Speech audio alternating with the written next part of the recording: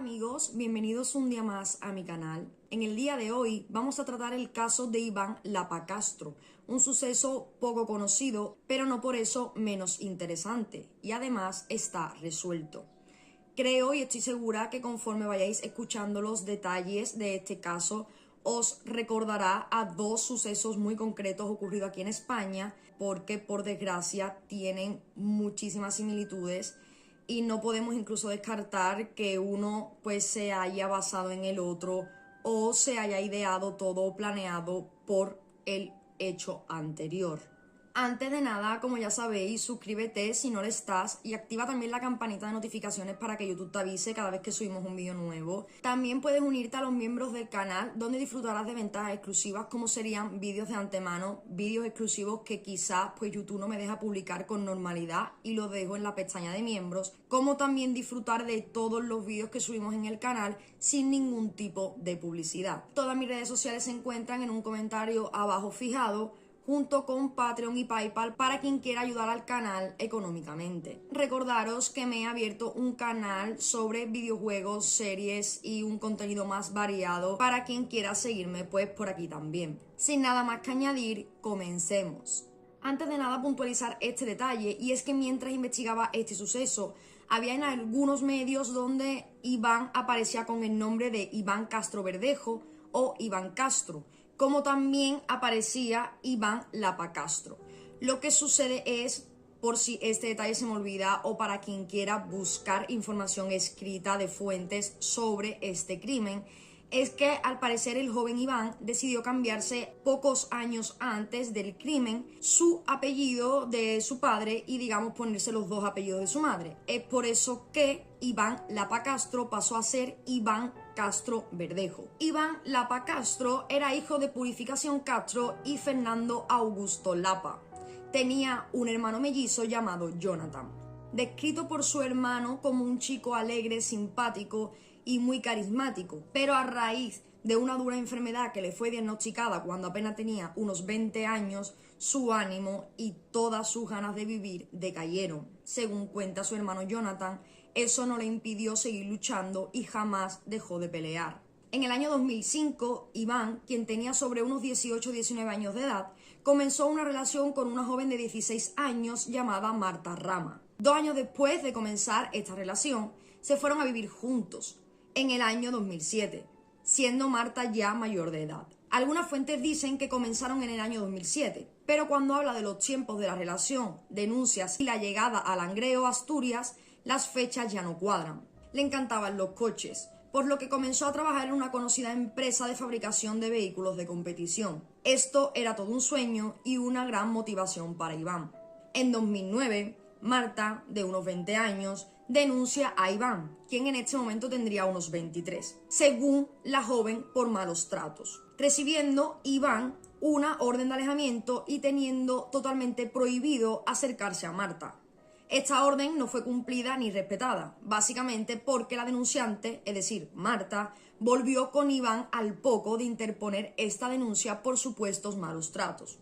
Y además, según cuentan los familiares, el tiempo que duró esta denuncia, aunque fue poco, Marta siguió teniendo contacto con Iván y siguieron quedando. Algo también bastante importante es que, aunque Marta dijera estar siendo maltratada a la policía, aparentemente nadie cercano a ella lo sabía, ni había ido al médico, ni había nada que confirmase todo esto. Igualmente, los familiares de Iván no necesitaban ninguna prueba ni hablar con nadie para saber que esto era totalmente mentira y que Iván no había hecho nada. Según dijo el hermano de Iván, Jonathan, posteriormente en una entrevista para el programa Espejo Público, Marta estaba al día siguiente de poner la denuncia de nuevo viviendo con su hermano. Entonces, pues ya quedaba bastante claro que realmente pues esta denuncia era una denuncia falsa y que no había malos tratos por parte al menos de Iván hacia Marta. Este retorno de la relación fue ocultado por Marta a sus familiares y amigas, supuestamente por miedo a ser juzgada por todo lo que había sufrido por culpa de Iván, y aún así haber decidido volver con él por voluntad propia. Este mismo año, 2009, es el que cambiaría la vida de Iván para siempre, pues fue diagnosticado con leucemia. 6 años después, en el año 2015, Iván se muda con su pareja, Marta, a La Felguera, Langreo, Asturias. Para el momento de los hechos, el joven no podía ni siquiera salir de casa, dado a que cualquier resfriado o virus lo podría hacer empeorar en su estado de salud. Llevaba una vida bastante tranquila junto a su pareja. No trabajaba, pues tampoco podía. Tenía el famoso linfoma de Hodgkin, una enfermedad que lo llevó en 2 ocasiones a un estado muy crítico. Se le concedió por este motivo la baja. Estuvo recibiendo tratamiento durante mucho tiempo y ahora, en ese año, había podido dejar el cáncer un poco atrás y descansar. Parecía que iba poniéndose algo mejor y la vida para Iván volvía a tener sentido. Para el momento de los hechos, que sería el año 2017, el joven no se hablaba con su progenitor. Lo menciono aquí y ahora porque, como no he hablado de él en todo el tiempo y posteriormente sí lo vamos a hacer, pues para que tengáis en contexto que pues el padre de Iván llevaba bastante tiempo sin tener un papel en la vida del joven. Todo ocurrió el jueves, día 7 de diciembre de 2017. Iván se dirigía al garaje para guardar su vehículo. El joven, como he dicho antes, no solía salir de casa y prácticamente vivía aislado por cualquier virus que pudiera coger, porque al tener las defensas más bajas, pues podía hacerlo empeorar y obviamente Iván no quería esto. Pero este día salió de casa e hizo una excepción porque había quedado con un amigo suyo para almorzar. Iba cómodo, se había puesto un chándal, una camiseta y unas zapatillas deportivas. Sobre la 1:30 del mediodía, Iván le escribe a su novia vía WhatsApp: tengo que ir a ver al de arriba. Y se dirigió hasta la calle Ingeniero Casariego número 8, en Langreo, Asturias, lugar donde tenía su plaza de garaje a tan solo unos escasos metros de su vivienda. A partir de aquí, los hechos que voy a contar nos tenemos que basar únicamente en la declaración que más tarde daría el sospechoso y también pues el culpable de los hechos. Iván, al parecer, pues sale de su casa y se dirige al garaje a la 1:30 de la tarde, como he dicho, y regresa sobre las 6:05 a este garaje para aparcar su coche. Acto seguido entra un hombre en el garaje, aprovechando que la puerta estaba abierta, pues Iván acababa de entrar. Cuando ve que Iván se baja del coche, el hombre decide acercarse y le dice que unos días antes su mujer le había arañado el coche y venía para saber si todo estaba bien y si era mucho lo que le había hecho. Iván, bastante extrañado porque no había visto nada en el vehículo previamente, decide encender la linterna del móvil y se agacha para revisar si el coche tiene algún desperfecto, como el hombre le estaba asegurando que sí lo tenía. En ese preciso momento, el desconocido saca un arma y le dispara hasta en 3 ocasiones a Iván, dejando al joven tendido en el suelo gravemente herido, en muy mal estado. En cuanto se producen los 3 disparos, que no impactaron los 3 en la misma parte del cuerpo, el sujeto sale corriendo abandonando el garaje. Se dice que fueron 3 disparos en todos los medios, pero al parecer solo 2 impactaron en el cuerpo del chico. Allí permaneció el cuerpo de Iván hasta las 6:30 más o menos de la tarde, hora en la que una pareja que llega al garaje se encuentra en la escena y avisa a las autoridades. La policía se personó en el lugar y al ver el cuerpo, uno de los agentes decidió taparlo porque los familiares y la viuda iban a llegar al lugar y no querían que se llevara tan grotesca impresión. Aquí es cuando empieza a suceder lo interesante de este caso y lo que hace ver a la policía que quizás no tienen que irse muy lejos para encontrar al culpable o para obtener al menos una pista. Para este momento ya se sabía cuáles eran las heridas que tenía Iván. Como eran 2 tiros, el primero lo había recibido en el costado y el segundo en la cabeza, al parecer realizado desde muy poca distancia con el objetivo de rematarlo. Tras la llegada de las autoridades al escenario del crimen, llegó Jonathan, el hermano de Iván, quien llamó a Marta y le dijo que fuera para el garaje. Cuando Marta, que es la novia de Iván, llega, parece muy sorprendida, pero para nada es una sorpresa desagradable, pues los allí presentes, entre ellos esta gente que intentó tapar todo, no escuchó nada. No vio a una viuda llorando, no vio a una viuda triste, no vio a una chica joven desesperada porque habían asesinado a su novio de 2 tiros. Lo normal y lo que se espera y se ve generalmente es que un familiar al ver o al enterarse de dicho acontecimiento grite, llore y muestre su tristeza de una forma más o menos visible ante cualquier persona. Pero no suele esconderse este dolor en un primer momento ni cohibirse, digamos, cuando recibes la noticia de la muerte de un familiar y mucho menos de un asesinato de estas características. Al parecer, como he dicho, Marta no lloró, no gritó, no se tiró al suelo y no parecía una viuda desconsolada y solo se abrazó a Jonathan. Marta le dijo tanto a la familia de Iván como a los investigadores que este había salido de casa unas horas antes y que ella había estado en el domicilio todo el tiempo y que pues no se había enterado de nada de lo que había pasado. La vivienda se encuentra a poco más de 100 metros del lugar del crimen, pero la joven supuestamente no escuchó nada. Desde la ventana de la casa que ambos compartían se puede observar la puerta de entrada del garaje.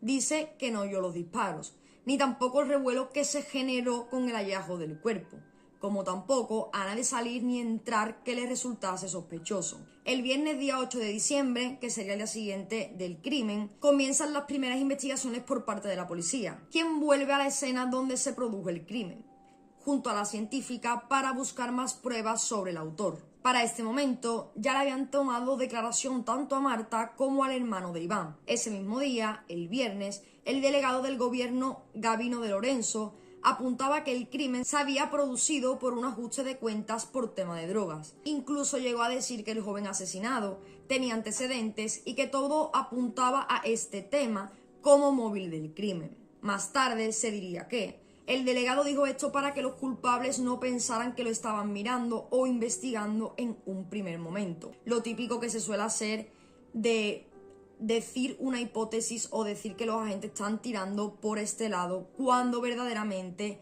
se están fijando en todo lo contrario. Pero la familia de Iván, quien estaba profundamente ofendida por lo que se estaba hablando del fallecido, descartaba rotundamente todo esto. Y además también negaron que Iván tuviera relación con este mundo o personas, asegurando entonces que el joven tenía una vida totalmente sana, que era muy buen chico y que apenas salía de casa. Era un luchador, que venció la batalla contra una dura enfermedad y solo tenía ganas de vivir junto a su novia, dijo su hermano. Para este momento, y como he dicho, tan solo un día después del crimen, los investigadores pensaban que el sujeto que asesinó a Iván se escondía dentro del garaje. Pues como digo, verdaderamente la policía no sabía nada, solo habían encontrado el cuerpo de este chico con 2 disparos. Así que pensaban que el asesino estaba escondido básicamente porque si le hiciese falta una llave para entrar, pues se hubieran visto antes o no hubiera sido tan sorpresivo como se cree que ocurrió, o que pues esta persona no fuese vecino, no tuviera llaves y simplemente aprovechase el momento en que Iván entró para colarse. Para los investigadores lo que sí estaba claro o lo que ellos tenían más claro que cualquier otra cosa era que debía ser alguien conocido de vista del barrio, de cualquier cosa, pero alguien que sabía quién era Iván y que tenía un motivo de peso para asesinarlo de aquella forma. Los investigadores lo tuvieron realmente difícil para encontrar alguna prueba o pista en el garaje, por lo que también estuvieron preguntando y mirando en los comercios cercanos en busca de alguna grabación de las cámaras de seguridad que les pudiera ayudar a encontrar cualquier cosa momentos antes o después del crimen. Algunos vecinos también declararon en los medios que estaban por la zona intentando informar del suceso. Estos dijeron que era un barrio muy tranquilo, donde jamás había pasado nada así. Estaban claramente consternados y mostraban su tristeza y descontento por lo sucedido. Todos los vecinos aseguraban lo mismo. Esto no era algo que pasara con normalidad, refiriéndose al ajuste de cuenta, a un tiroteo o a las hipótesis que se contemplaban por aquel momento. Ningún vecino vio nada, ni comentó nada revelador ni importante a los agentes. Marta, la que era novia de Iván, se negó a aparecer en la esquela, aunque luego aceptó un poco presionada y a regañadientes. Cuando tuvimos que hacer la esquela, ella, en principio, no quería que la pusiésemos, pero llevaban 12 años de relación. Le dijimos que era su pareja y que tenía que estar. Al final aceptó, pero no quiso bajo ningún concepto que pusiéramos su apellido. dijo posteriormente un miembro de la familia de Iván. El sábado por la tarde, día 9 de diciembre de 2017, el cuerpo de Iván llegó al tanatorio de Salma, donde permaneció para quien quisiera verlo y darle el pésame a la familia y amigos que estuvieran en el lugar. El domingo 10 de diciembre, a las 12:15 de la mañana, se ofició el funeral en la iglesia parroquial de San Martín de Riaño, en Langreo. Marta, al contrario de cómo actuó frente a las autoridades el día en que se cometió el crimen, cuando se realizó este homenaje, ella estaba muy triste. Sus lágrimas desbordaban como nunca, apenada, rota. Sin duda, esto no era algo normal para los agentes, pues estas escenas ellos la viven prácticamente todos los días, y las viudas y cercanos suelen llorar en el momento de enterarse del crimen o mostrarse afectados. De igual forma en los acontecimientos posteriores como serían la misa, velatorio, entierro. Sin embargo, aquí, en la escena y el día del crimen, Marta no estaba especialmente afectada, como si lo estaba hasta los extremos el día del velatorio. La familia de Iván, según dijo Aroa, una prima suya, estuvieron pendientes de Marta en todo momento, porque la joven estuvo y acudió sola al tanatorio y al entierro. Una amiga de ella, al parecer, acudió, pero por poco tiempo. Entonces, los familiares de Iván decidieron arroparla, ya que entendían que ella también lo estaba pasando muy mal.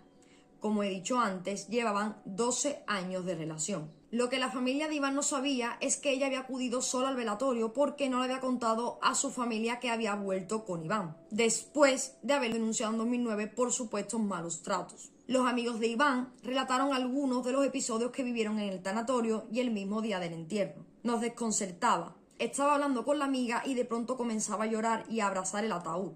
Algunos no lo entendíamos.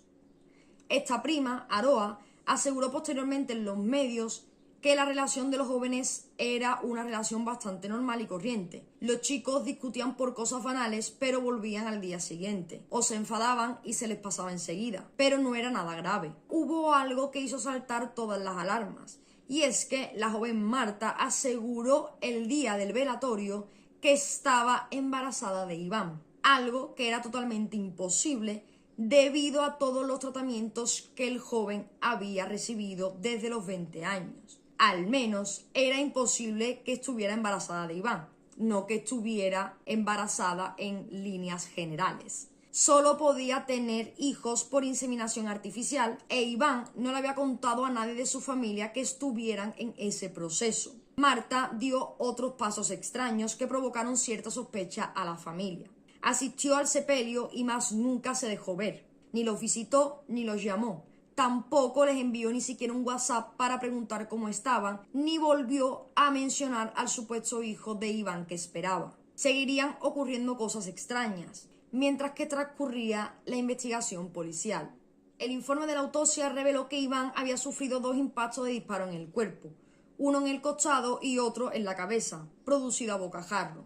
Esto quería decir varias cosas, entre ellas que el asesino tenía un punto fijo, que era matar a Iván. Por eso en ningún momento dudó y el arma fue colocada prácticamente en el cuerpo, dado que los disparos no se produjeron desde la distancia de forma fortuita, lo que sería a lo loco y que pues impactó en el cuerpo de Iván pues porque tuvo que impactar. Básicamente este hombre sabía lo que iba a hacer, sabía a lo que iba y estaba totalmente decidido. Por eso pensaban los investigadores que el primer disparo fue en el costado, como para inmovilizarlo o dejarlo tirado en el suelo malherido, y el segundo teniendo totalmente en contacto el arma pues con el cuerpo de Iván para así quitarle la vida. La víctima falleció evidentemente sin que pudiera prever ni adoptar ninguna actitud de protección o defensa ante el ataque inesperado y sorpresivo realizado por su asesino, que además tenía un arma de fuego. Tras el crimen y que comenzara la investigación, Marta bloqueó y eliminó los teléfonos de los familiares de Iván de su móvil. También los eliminó como amigos de Facebook. Además, si se los encontraba por la calle, hacía como que no los conocía, no los saludaba e incluso intentaba evitarlos cambiando de acera. Esto hacía saltar aún más las alarmas de los familiares e investigadores, ya que estos últimos la andaban mirando con lupa debido a su comportamiento tan extraño, y que no tenían nada más que lo pudiese guiar hacia como mínimo un sospechoso o sospechosa. 2 días después del asesinato, recogió sus cosas del piso y se marchó de Langreo, mudándose a vivir a Oviedo. En esta investigación para llegar al culpable o culpables y por tanto resolver el crimen de Iván, estuvieron involucrados tanto la Policía Nacional de Langreo como la Jefatura Superior de la Policía de Oviedo. También participaron otros cuerpos especiales como serían la UDEF, Unidad de Delincuencia Especializada y Violenta. Desde un primer momento, los investigadores pensaban y sabían que el asesino debía ser alguien cercano, como he mencionado anteriormente, aunque se barajaban más hipótesis, pues también era sabido que la investigación pintaba y tenía pinta de ser bastante complicada. Que fuese alguien conocido, se pensaba, básicamente porque a Iván no le habían robado absolutamente nada, ni de lo que él llevaba encima, ni nada de lo que estaba en el coche. Tampoco hubo ninguna discusión ni agresión previa, por lo que no hubo un desencadenante en el momento. No era un simple homicidio, podía estar planeado. Además, esta persona llevaba un arma de fuego y pues no es normal que alguien lleve una pistola por la calle. El crimen se produjo de una forma bastante rápida. El sujeto sabía lo que iba y a por quién iba. Solo tuvo que esperar el momento para ejecutar su crimen. Aparentemente, y tras lo que acabamos de exponer, no había un móvil por el cual se pudiese haber cometido el asesinato, por lo que los agentes tenían que investigar y averiguar quién cercano a Iván podría tener razones para matarlo. Otro motivo para centrarse en el entorno del joven fue que nadie desconocido a Iván podría saber cuándo el joven salía o entraba, pues como hemos contado antes, Iván vivía prácticamente recluido en su casa y no tenía una hora para salir ni una rutina establecida concreta para que una persona pudiera saber a qué hora lo podía encontrar y en qué sitio. Aquel día fue una excepción, por lo que evidentemente esa persona tenía que saber que Iván iba a salir de su casa y que posteriormente tendría que volver a dejar el coche en el garaje. El arma homicida no fue encontrada por los agentes en la escena del crimen. Durante toda la investigación y parte de la instrucción judicial, el arma seguía buscándose sin tener éxito alguno. Se buscó en embalses, como por ejemplo en el de Soto del Rey, donde debido a las intensas lluvias que la zona había sufrido, fue bastante difícil poder buscar con claridad, dado que existían muchas corrientes de agua y demasiada agua en estos embalses. Pero tampoco resultó favorable a pesar del trabajo, esfuerzo y tesón de las autoridades para encontrarla. Por otro lado, el hermano de Iván vivía de cierto modo con miedo, pues desde que se comenzó a decir públicamente que podría haber sido un ajuste de cuentas, el joven empezó a recibir llamadas y amenazas de personas que decían que luego irían a por él, que él les debía dinero igual que su hermano y que pues lo iban también a matar. En la entrevista donde cuenta esta anécdota no dice exactamente quién o quiénes lo amenazaron, pero sí menciona esto y pues se ve que lo pasó bastante mal y se le ve afectado. Cuenta que desde que comenzó a escuchar eso, iba siempre con una navaja en el bolsillo por si alguien quería hacerle daño. Comentaba que cuando llegaba de trabajar era de noche y todo estaba oscuro. Le abordaba cierto temor pensar que al llegar a la entrada de su bloque alguien pudiera estar esperándolo en la esquina o dentro del mismo. Llevando este arma de cierta forma se sentía protegido. 4 meses después del asesinato de Iván, sobre abril de 2018, abrieron una primera vía de investigación encaminada hacia un ajuste de cuentas por drogas. Después de que la novia de Iván dijese a los agentes que este joven estaba vinculado con personas relacionadas al narcotráfico. Marta en una ocasión llegó a llamar a los agentes que llevaban el caso para decirles que fueran al piso donde vivía con Iván y que mirasen en un armario que ella había dejado en el domicilio. 2 agentes de Langreo acudieron al domicilio porque esta les había dicho que la víctima tenía 4 plantas de marihuana y al llegar a la vivienda encontraron dentro de un armario un total de 9. Según confirmaron posteriormente, era para consumo propio debido al cáncer que padecía Iván y pues digamos que era de cierta forma marihuana medicinal o marihuana terapéutica. Era su novia, Marta, quien debería de haberle dicho a los agentes pues que básicamente esas plantas tenían un uso privado o que igualmente, aunque tenga 9 plantas en su casa, está muy lejos de ser un narcotraficante o que por 9 plantas le vayan a meter 2 tiros, digamos, pero era bastante raro que la novia estuviera todo el tiempo como intentando culpar a gente de fuera, intentando incluso alimentar esa teoría de un ajuste de cuentas cuando había estado viviendo con ella y pues este chico no salía de su casa, nadie entraba, entonces ¿cómo va a ser un camello o un narcotraficante si no entra nadie a su casa para comprar y él no sale tampoco para vender? Como digo, eran 9 plantas, no era un alijo de 40 o una plantación entera. Si son 9 plantas, como pensaba la policía, no van a ir a meterte 2 tiros, no van a ir a asesinarte con esa sangre fría por 9 plantas que además 4 meses después del crimen seguían en el piso y nadie pues había cobrado nada y no había pasado nada. Siendo Marta novia de Iván, ¿qué sentido tenía que llamar a los agentes para decirle que tenía este tipo de plantas o que consumía este tipo de estupefacientes, intentándolo dejar como en mal lugar y alimentando, como digo, la teoría del ajuste de cuentas, cuando ella mejor que nadie debía saber que nada de esto era así, estaba bastante alejado de la realidad? Los investigadores analizaron también y de forma bastante detallada todo el tráfico en cuanto a llamadas y mensajes que había recibido y mandado Iván. También sus movimientos bancarios. Volcaron incluso todos los datos de su consola y del disco duro y concluyeron que no había nada que reforzara la implicación de Iván con las drogas o un ajuste de cuentas, tal y como ya habían dicho sus familiares en más de una ocasión. Una vez descartada esta vía, cobró fuerza otra hipótesis, al descubrir a través del seguimiento del móvil de Marta que ésta mantenía una relación paralela a la de Iván con otro hombre y que juntos habían realizado un viaje a Toledo tan solo un mes después del crimen. Para este momento, comenzaron aún más fuertes las investigaciones contra Marta. Se pudo saber que había rehecho su vida en Oviedo. Vivía en un piso en el centro con un hombre de unos 40 años. Era pronto para retomar una relación después de perder a la pareja con la que estuvo 12 años de su vida. Otro indicio más para que los agentes continuaran analizando cada paso que daba. A mí me extrañó cuando me enteré de que tenía pareja de nuevo.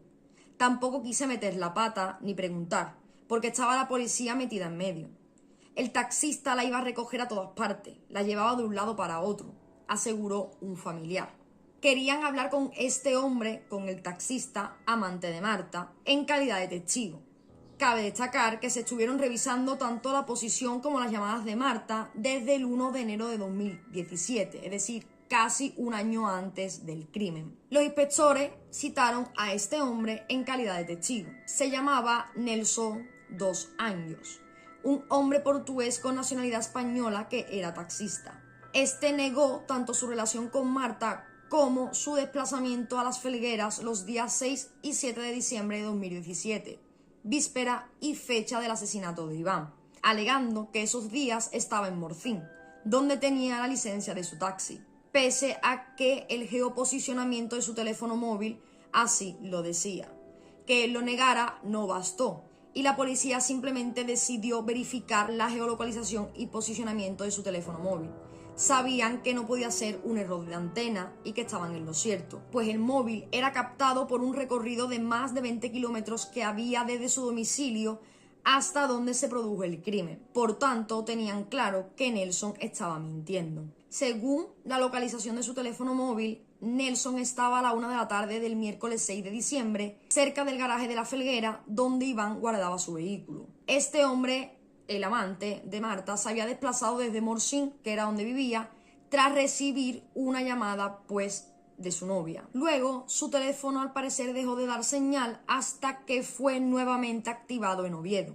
¿Qué fue lo que le dijo Marta? ¿Por qué fue al garaje donde Iván guardaba su coche y después se fue a Oviedo como si nada? Es bastante curioso que al día siguiente asesinen al joven. Al día siguiente, día del crimen, jueves 7 de diciembre de 2017, el teléfono lo volvía a situar en La Felguera a las 4:30 de la tarde y permaneció cerca de este garaje hasta las 6:25 de la tarde, mientras que Iván había entrado en el garaje sobre las 6 y el cuerpo fue encontrado sobre las 6:25, 6:30 de esa misma tarde. Los policías constataron también que el acusado tenía un teléfono secundario, de seguridad, sin ningún movimiento, donde solo guardaba 5 contactos, entre ellos el número telefónico de Iván Castro, al que, según había dicho Nelson a los agentes, no conocía de nada. La titularidad de este teléfono correspondía a una vecina de Morcín, de entre 70 u 80 años, quien, al ser preguntada por los agentes sobre esto,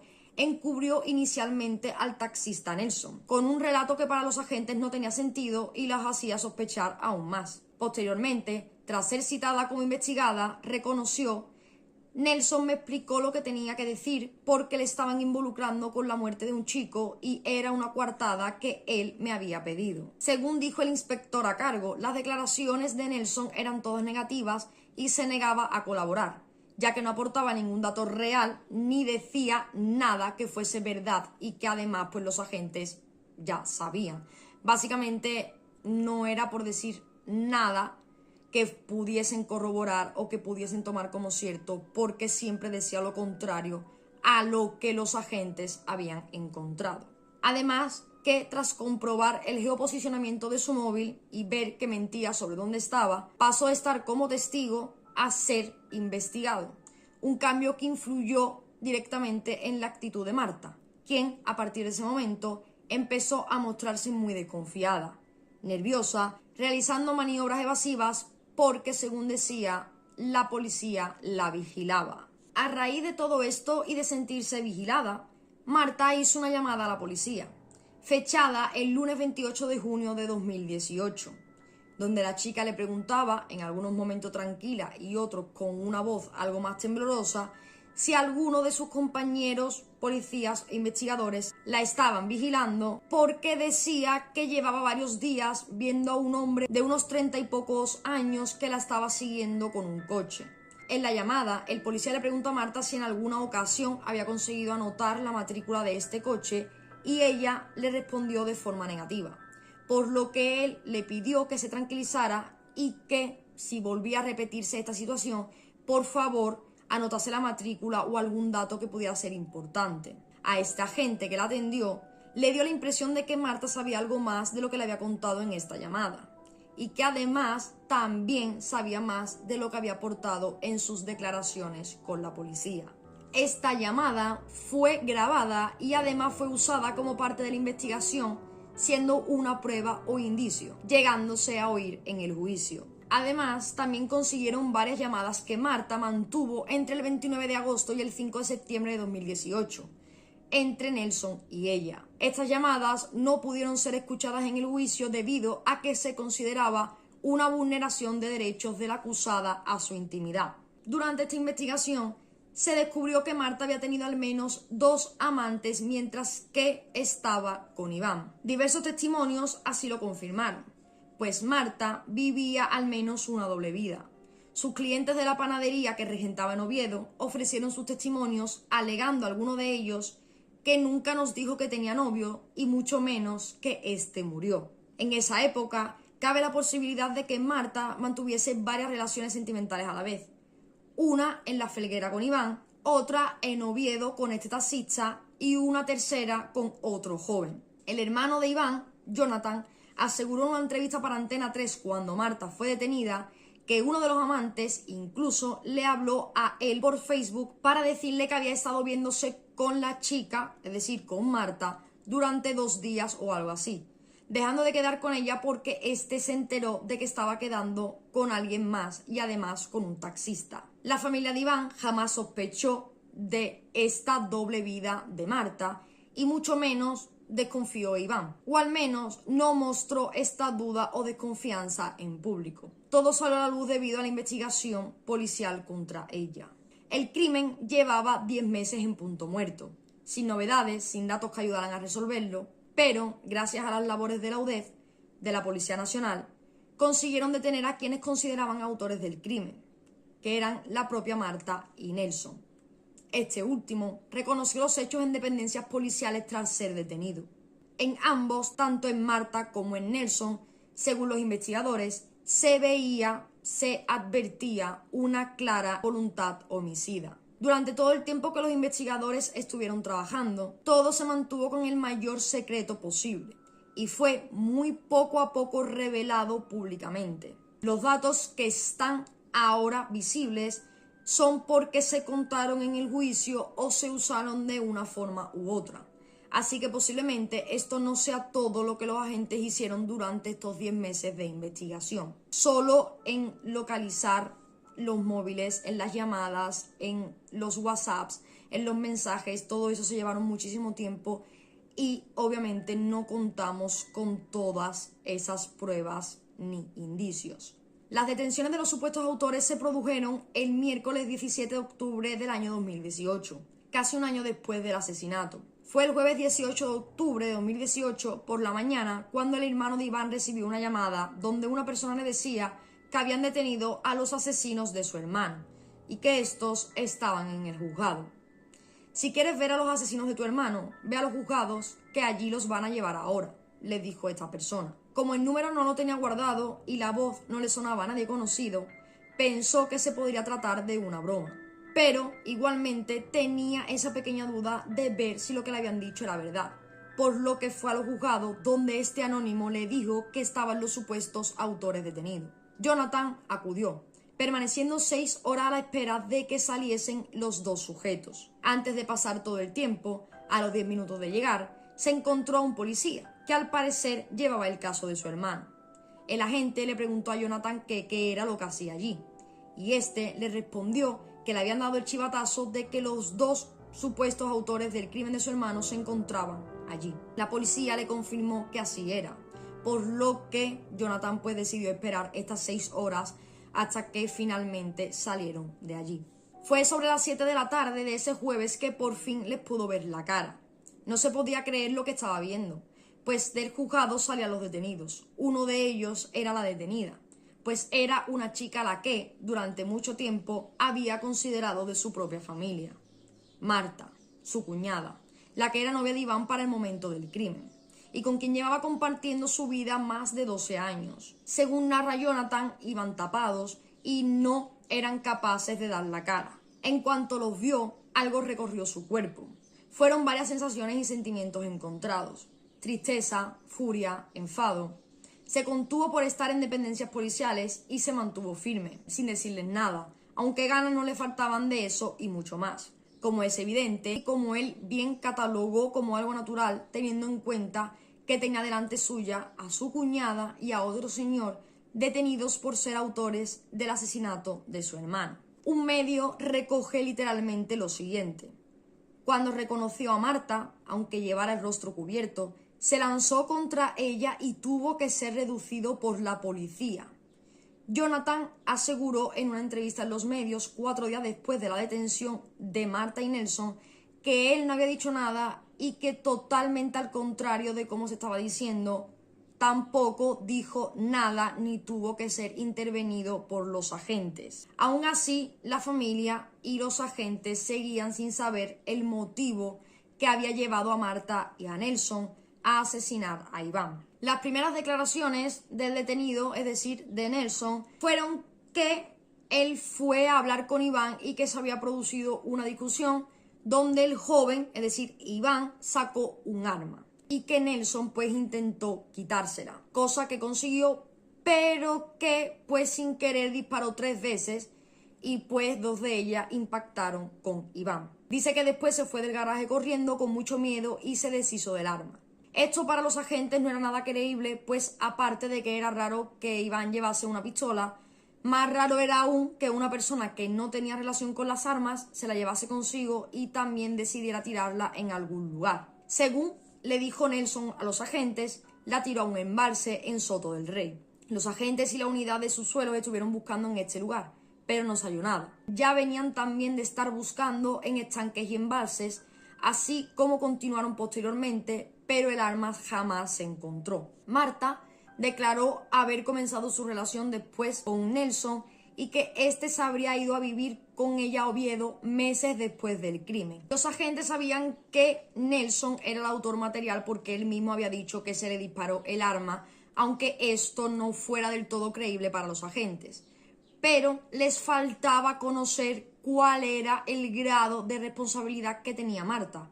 Si tan solo era encubridora, si estaba en la escena, si participó de forma activa, si fue ella la que abrió el garaje para que Nelson entrara, o si fue ella, digamos, la mente pensante de todo esto. La madre de Iván, Purificación, al enterarse de la detención, escribió lo siguiente en su perfil de Facebook: es muy duro perder a un hijo en circunstancias naturales, y es un golpe que no deseo a nadie.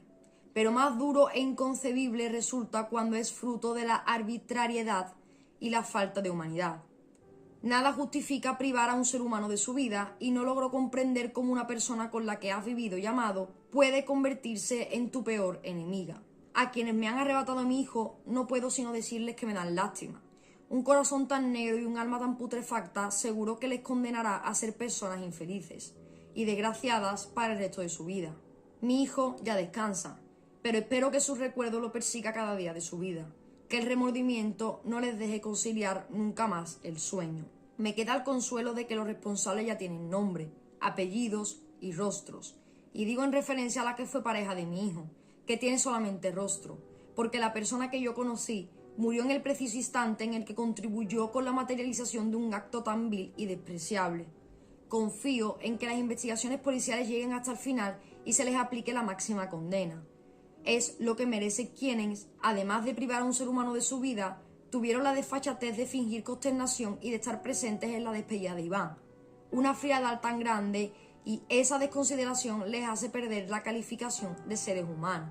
Terminaba el escrito de Puri. Bueno, gente, estos son los asesinos de mi hermano, Marta y Nelson. Que los vea todo el mundo.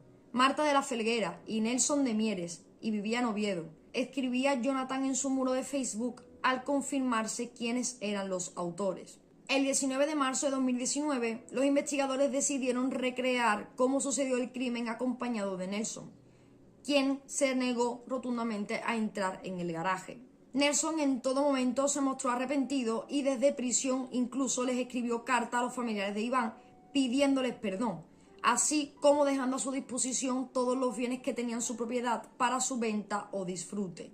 El juicio comenzó el martes 1 de junio de 2021 en la Audiencia Provincial de Oviedo, estando compuesto por un jurado popular. Debería haber comenzado antes, pero al parecer la selección de los miembros que formarían el jurado terminó el 28 de mayo, siendo tan solo unos días antes de que comenzara el juicio. Este inició con la declaración de los acusados: Marta Rama, novia de la víctima y presunta inductora del crimen, y Nelson 2 años, con quien mantenía una relación sentimental y supuesto autor de los disparos. Ambos se enfrentaban a un total de 27 años de prisión, 25 por asesinato y 2 de tenencia ilícita de armas, al considerar que existían pruebas suficientes de que ambos se aliaron para asesinar a Iván Castro el 7 de diciembre de 2017. La defensa de Marta pedía la libre absolución y la de Nelson una pena de 11 años de prisión. En la vista se tenía pensado que declararan hasta 45 personas más, además de los 2 acusados.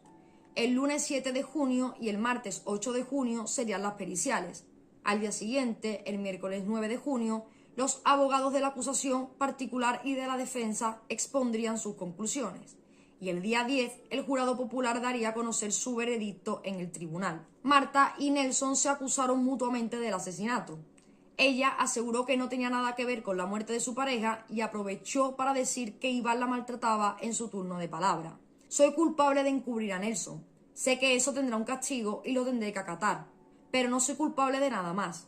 Nelson se montó una película para implicarme a mí, dijo Marta. Nelson, por su parte, manifestó que fue su novia, Marta, quien le convenció de que la única manera de estar juntos y librarse de Iván era matándolo, y así también ella se libraría de esa relación tóxica. Yo le dije que la ayudaba, y es ella quien decide que hay que hacerlo en el Puente de la Constitución porque habría poca gente.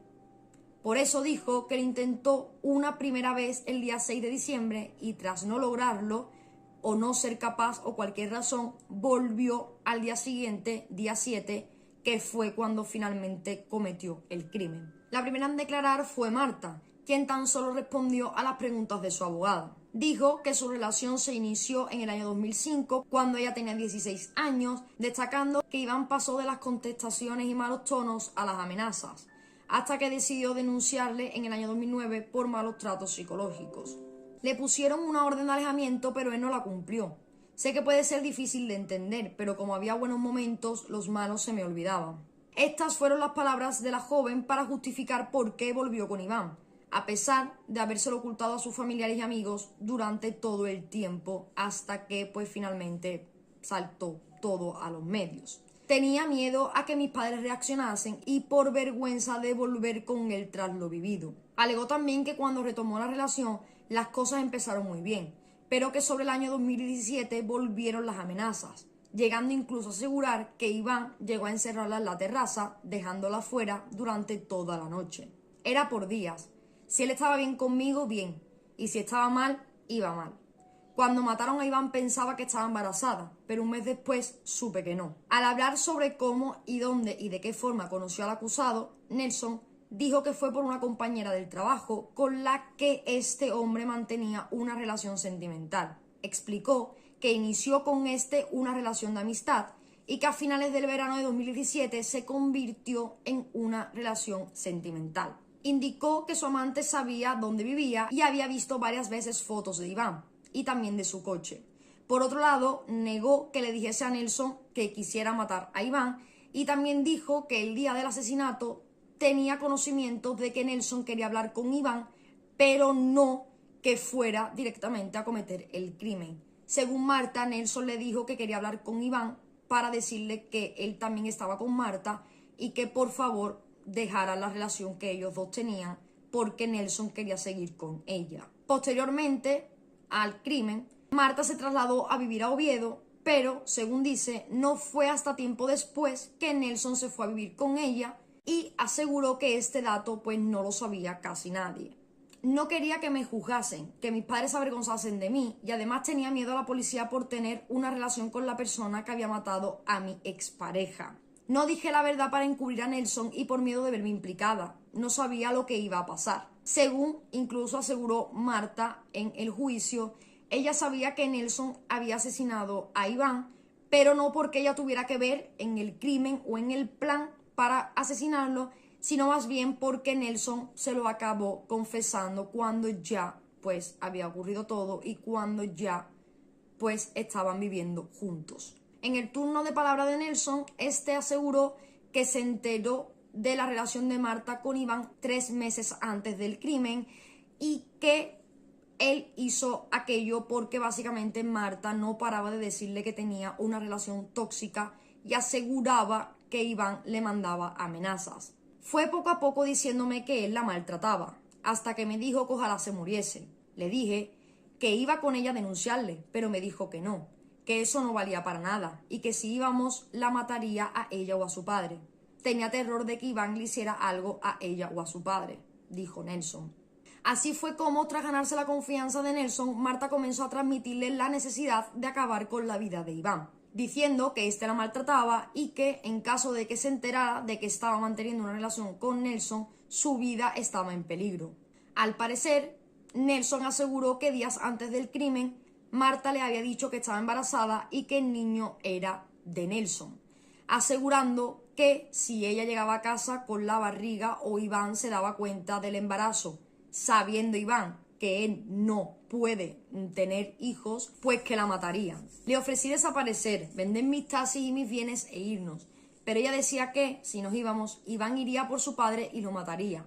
Me producía nerviosismo y taticardias. Una semana después de saber de su embarazo, me enseñó una bala que le había dado Iván y me dijo que éste le había dicho que una como esa bala sería para ella.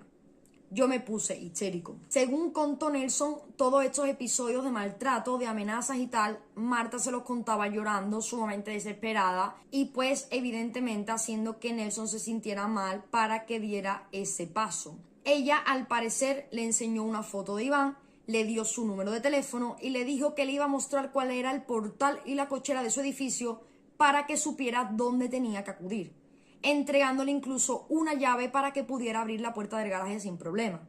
Tendría que ser en el garaje y un día con poca gente. Los acusados comenzaron entonces a preparar cómo y cuándo acabar con la vida del joven. Estudiaron los hábitos de Iván. Le facilitó los datos del coche, el color, modelo, matrícula. Previamente, los acusados habían comprado, sin que conste cómo, una pistola del calibre 9 milímetros para las que ninguno de los acusados tenía ni licencia ni nada para poder tenerla. sería esta el arma homicida. Al parecer, ambos acusados tomaron una decisión y el crimen se cometería el día 6 de septiembre de 2017. Al parecer, los acusados realizaron un primer intento para acabar con la vida de Iván. Los hechos ocurrieron de la siguiente manera, según la investigación y relato de los acusados. Iván contactó vía WhatsApp con su novia a las 1:10 de la tarde para decirle que salía a lavar el coche. Marta, de forma casi inmediata, se lo comunica a Nelson. Para ello, le realiza una llamada de 54 segundos de duración, en la que le facilita dicha información. Entonces, el acusado se trasladó desde su localidad hasta La Felguera y se quedó, según las antenas de telefonía, en las cercanías del garaje, donde sabía, por la descripción ofrecida por Marta, que la víctima guardaba su vehículo. Sin embargo, el intento resultó fallido, ya que no consiguió encontrarse con Iván. Abandonó el lugar a las 3:20 de la tarde sin conseguir su propósito. Ambos estaban decididos a matarle, y tras el fracaso del día anterior, decidieron volver a actuar el día 7 de diciembre, día en que finalmente se comete el crimen. La cronología, al parecer, de los hechos sería la siguiente. Sobre la 1:30 del mediodía, Iván le mandó un WhatsApp a Marta donde le dice que va a ir a ver al casero que vive arriba. En cuanto recibió el mensaje de su novio, Marta avisó a Nelson y le dijo que Iván iba a salir del domicilio. Sobre las 4:28 de la tarde, se dirigió nuevamente hasta las proximidades del garaje, en la calle Ingeniero Fernández Casariego, en Langreo, donde Iván tenía el garaje y a escasos metros pues estaba la vivienda. Sobre las 6:05, el hombre, Iván, llegó al garaje a bordo de su vehículo. Nelson vio entrar a Iván y aprovechó la apertura de la puerta para colarse en su interior. Una vez en dicho aparcamiento, se bajó del coche y se acercó a Iván, al cual le dijo pues lo que hemos mencionado al principio, que su mujer le había dado un golpe y que quería saber si todo estaba bien. Para cuando Iván quiso darse cuenta de lo que había pasado, ya estaba gravemente herido. En ese momento estaba trastornado, perdido. Vi llegar el coche. Marta me dijo cómo era el garaje y dónde aparcaba Iván. Entró detrás y esperó a que aparque. Ella me había dicho lo que tenía que decirle, que unos días antes mi pareja le había rayado el coche. Entonces le dije que lo mirase bien y cuando se agacha a verlo saco el arma y cuando se gira le disparo. Hago 3 disparos y me voy. No sé ni dónde le pega. Tras acabar con su vida, el acusado emprendió su huida hacia Oviedo, aunque dice que ni siquiera supo cómo salir de La Felguera y que realizó una parada durante el trayecto con el fin de deshacerse del arma, la cual arrojó en algún punto entre La Felguera y Oviedo. Se desconoce cuál porque el arma seguía sin aparecer, no ha aparecido y él tampoco dijo exactamente en qué punto fue. También dice que tiró su teléfono personal al río. No sé si antes o después de tirar el arma llamó a Paula, quien era una amiga de Marta, y luego a Marta, y le digo el código que me mandó, la contraseña para decir que estaba muerto, que era quedamos a tomar algo en un bar. Las llamadas se hicieron sobre las 7:20 de la tarde. Al llegar a Oviedo, se reunió con ella y también con la otra amiga. En este encuentro no hablaron nada del asunto. Posteriormente, como ya sabemos, ambos, tanto Nelson como Marta, comenzaron a vivir en Oviedo. Al ser preguntado por qué mintió en sus declaraciones, dijo que había mentido para salvarla porque la amaba. También se escucharon otros testimonios de amigos de los acusados apoyando la versión de que Nelson estaba locamente enamorado de Marta, como también de varios testigos que afirmaron haber tenido relaciones con Marta de forma paralela a su convivencia con Iván. La familia de Marta, quien estaba citada como testigo, se negó en el último momento acogiéndose a su derecho de no declarar contra ella. El miércoles día 2 se dictaminó que Nelson debía cumplir un total de 12 años de prisión, 1 mes y 29 días como culpable de haber causado de forma intencionada la muerte de Iván, disparando hasta en 3 ocasiones el arma, aunque solamente 2 impactaran en el joven, muriendo prácticamente en el acto. Básicamente le rebajaron 1 año de lo que pedían por ceder sus bienes y por la enajenación mental. Se condenó a Nelson 2 años y a Marta Rama a pagar conjunta y solidariamente 100.000 euros a Purificación Castro, madre del fallecido, y 40.000 euros a Jonathan, quien era el hermano de Iván, con los intereses legales. El padre, Fernando Augusto Lapa, con el que no tenía relación alguna desde hace varios años Iván, se quedó sin ningún tipo de indemnización, a pesar de haberse personado como acusación particular y reclamar 150.000 euros, igualando lo que la fiscalía pedía para la madre. El jurado popular entendió que, al no haber relación ninguna durante tantísimos años, este no tenía por qué ser indemnizado. El jurado popular declaró entonces aprobado que los supuestos amantes estudiaron los hábitos y rutinas de la víctima, que apenas salía de casa debido a su enfermedad, antes de que el asesino confeso le asestase 3 tiros en un garaje en La Felguera en el año 2017. Ella como inductora o autora intelectual y él como autor material. Se le puso una pena mayor a Marta básicamente al considerar que ella planificó el crimen y convenció a Nelson para que hiciera pues todo esto. Por otro lado, Nelson recibió una pena menor al estimar el jurado que sufrió un trastorno mental transitorio al padecer un trastorno obsesivo-compulsivo y una adicción hacia Marta, combinado con un perfil de rasgos de personalidad dependiente, lo que le mermó sus facultades volitivas y su percepción de la realidad. Básicamente un montón de excusas para decir que este hombre estaba muy enamorado y que todo lo que decía Marta era la verdad absoluta y que ella era una mujer maltratada y que estaba a punto de morir y que todo lo que decía ella era verdad. Pues muchas excusas para decir que por amor o por tontería o por cualquier otra cuestión, pues este hombre mató a un hombre inocente simplemente por una mujer igual que la viuda de Patrais. Para Marta, 22 años de prisión.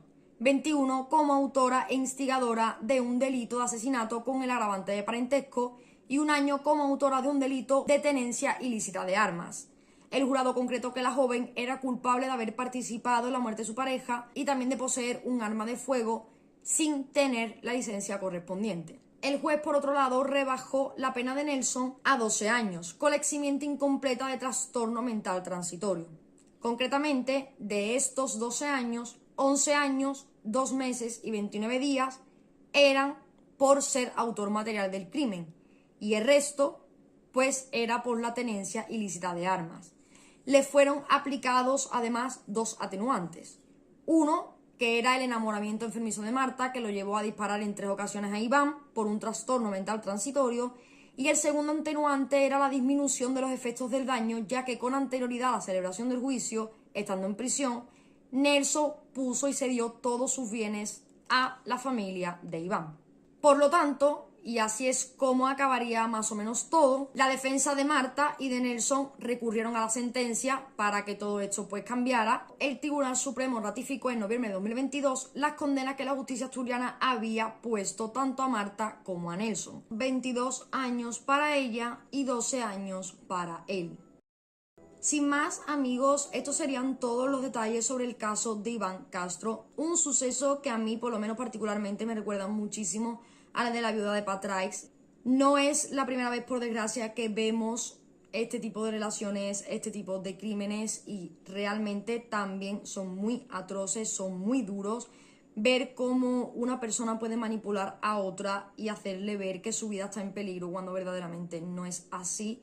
Y cómo esta persona es capaz de dejarse manipular tanto como para tomar la decisión de quitarle la vida a alguien que no conoces, que no te ha hecho nada, que posiblemente te estén engañando con lo que te están contando, pero la manipulación llega a tal extremo en la que ya da igual, solo ves por esa persona y pues luego simplemente con decir que era un enamoramiento enfermizo pues se puede, digamos, justificar. Sin más, si te ha gustado, puedes dejar tu like, tu comentario, como cualquier caso que quieras sugerir para que tratemos aquí.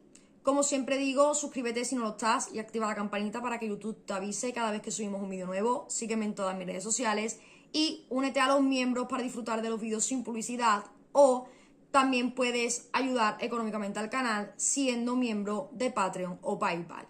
Sin nada más que decir, me despido, os mando un fuerte abrazo, un beso muy grande, que paséis un buen fin de semana y nos vemos en el próximo vídeo.